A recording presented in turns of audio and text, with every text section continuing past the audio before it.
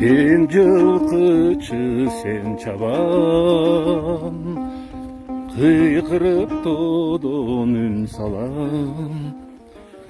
Elimiz üçün işteydin ay, örkünde össün nur zaman. Dep Kırgız atka mingende ele ırdagısı gele toğo çıkkanda ırdayt degendey. Mına şu Narындın Rukmuştay keremet жеринде жүрөm. Мына ушул кадимки Нарын марал коругу.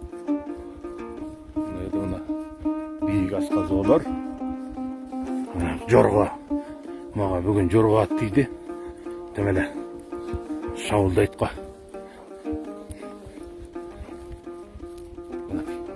Эми айтарым ушунчалык дары çöptörgө, gülдөргө бай жер экен.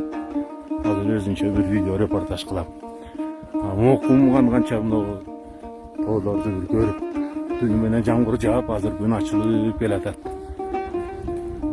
Ошондой мен жылкычы сен чабан.